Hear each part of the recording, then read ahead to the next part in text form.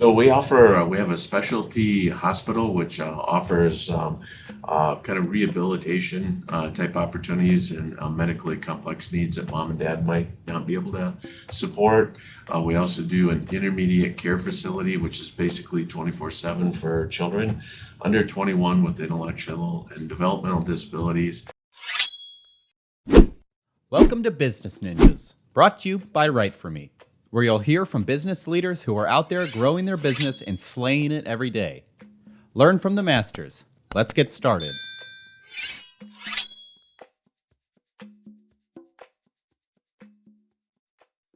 Hey everybody, welcome back for another episode of Business Ninjas. I'm here today with Steve Watkins. He's the CEO at LifeScape. Steve, welcome to the show.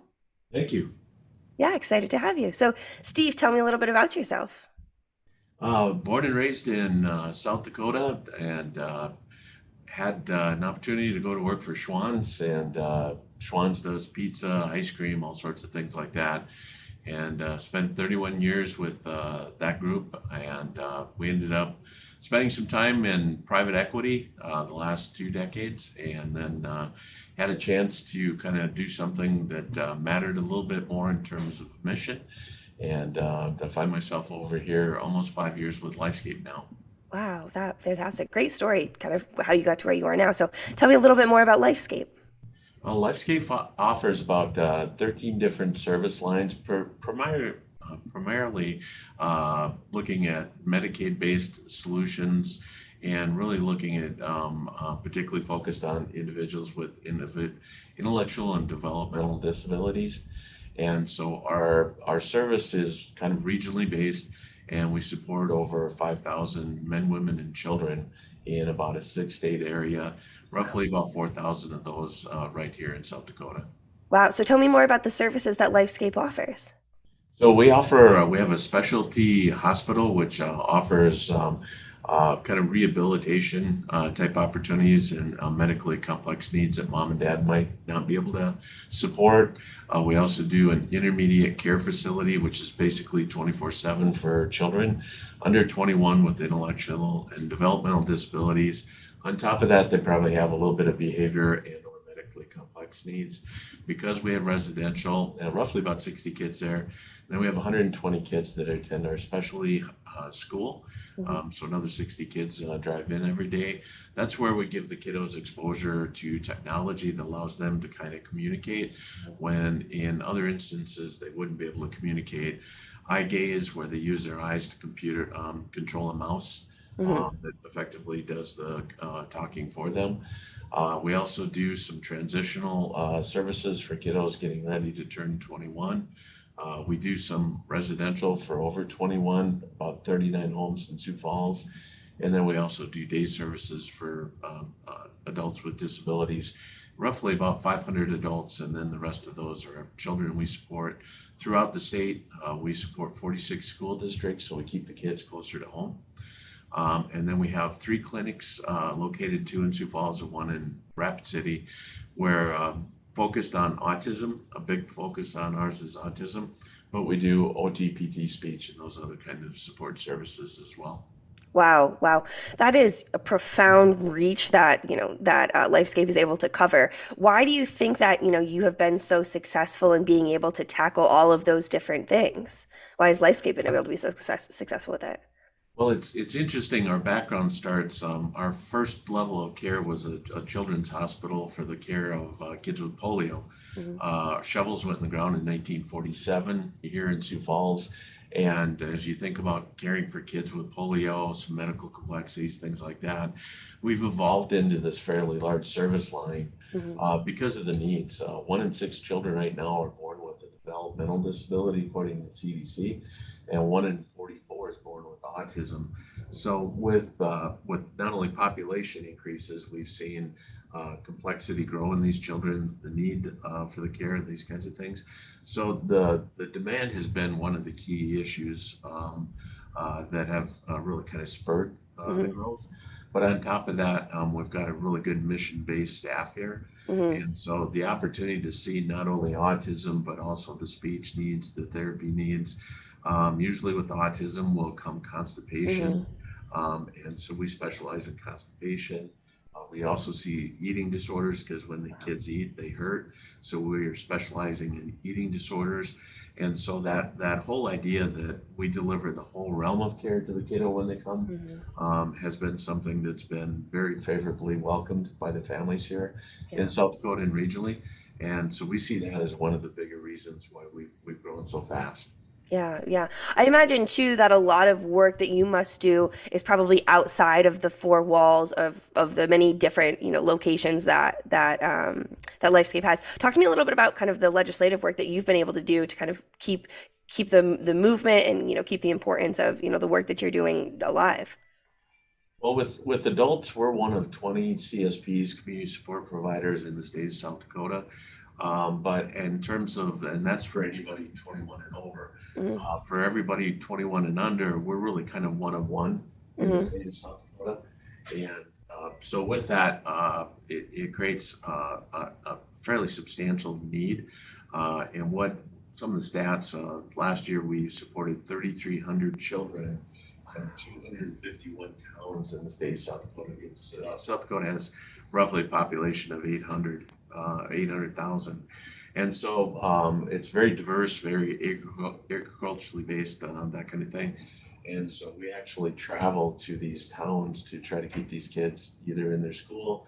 If they get to stay in their school, if they get to stay home, outcomes tend to be better if we can help the school and the residents or the mom and dad figure out how to help these children. So we spend a lot of time traveling to all parts of the state of South Dakota and trying to keep these kids located there, just again, better outcomes. So with that comes, and because we're Medicaid based and we're one of one, we're basically performing the state's obligation for those with Hmm. IDD, emotional and mental disabilities. And so we're a partner with the state. And so we tend to work with the state, not only the divisions, but the legislators to come up with a better plans. Again, there's only so much money, so we understand that. So how do we use that most effective and most efficiently in the state to address as many of the kiddos as we can with the best outcomes? And so sometimes that's policy, Hmm. sometimes that's funding, sometimes it's a little combination of both. But our legislative session's about 40 days, and it runs usually January, February, early March. And you'll see me at the Capitol probably about 37 of those 40 weeks. Fantastic. And the legislative advocacy is so important, specifically, working, as the CEO, but also too kind of in the industry. I have my master's in social work, so I'm very familiar kind of with the space and the importance of advocacy, and also having a voice for a lot of people who may not necessarily know how to have their own voice or have the ability to communicate as well. Absolutely. When I came onto this job, one of the things they had asked is if I feel comfortable being in here and doing presentations, putting the suit and tie on, talking to legislators, the governor, the secretaries, et cetera. And it ended up being is in private equity, you end up raising funds and Mm-hmm. doing a lot of pitches for projects and things like that. So it came pretty naturally to go out to peer and really create friendships out there Yeah. and get people to understand that we're part of the partnership in making this happen. Mhm. And so that's been a big piece of what I've done. Yeah. But we've then taken it to a broader perspective of trying to help families and those supported to be able to advocate. And so a week from Wednesday will be Disability Day at the Capitol, and individuals will be encouraged to come to give their testimony to the legislators. We were one of our board members was just recognized as the individual disability man of the year, and he actually grew up in our hospital with polio. He was one of the few kids that didn't get vaccinated for polio because he had a temperature that day, and he ended up getting it. And he grew up in our hospital for polio, and then he ended up serving on our board for a number of years. And just last year, the Wow. governor gave him an award for being Man of the Year with Disability. He went on to teach at South Dakota State University in Yeah. IT, had a wonderful career, and it just shows what these people can do if they get the right supports. Yeah. And so we're working really hard to give information to families to help them better understand how to approach this and what the right words might be. how to feel comfortable in it, because it's a bit daunting when you're on a screen like this, knowing that all of South Dakota Public TV probably has you on. There's people asking you some pretty tough questions. Yeah. They might say they may not have enough money, so what do we do about that? That kind of thing. So with all that, we're doing our best to try to encourage these families to really reach out to their local legislators it might be appropriations, it might be a policy issue, things like that. But we're pretty encouraged that we're really seeing that happen now, and helping people really be there to represent, their child, their daughter, their son, that kind of thing. Yeah, yeah. Steve, what would you say one of the biggest misconceptions about, whether it be the LifeScape as a company, kind of advocacy or legislative work, students or children, in the hospital? Is there any common misconceptions that you hear kind of often that you would want to kind of debunk? Absolutely. The one that I personally learned, and it became part of my interview. I had a chance to interview in the school and do a tour, and we had two young ladies. They're about 14 each, very, very immobile, trach, different things like that. Their ability to communicate was unbelievably limited, and we had the chance to put them on our eye gaze machines, and they picked up on that right away and had done really well with that. And what you start understanding is that these kids are trapped. These kids and adults are trapped in these bodies. That doesn't necessarily mean they're not a person inside. And to give you an example, these two girls couldn't wait to see me, to tell me that they were getting their hair done for the homecoming dance that night. Again, we try to make our school happen in a way that everybody has a chance to participate in the school. And these gals were just so excited as 14-year-old girls that they got to go to the homecoming dance. And as I stepped back to figure out how this technology all worked, I could overhear them talking to each other, wondering which boys were going to the dance that night. And so That's what the misconception, starting with me, but many others, is that these kids and adults are not able to comprehend, not able to be part of the community, not able to enjoy life. When in fact, most of the times you talk to these kids, if you got a snarky 16-year-old daughter, guess what? We have snarky 16-year-olds here. It's just, they're trapped inside, and these are truly just, they're really good people, really caring people in instances.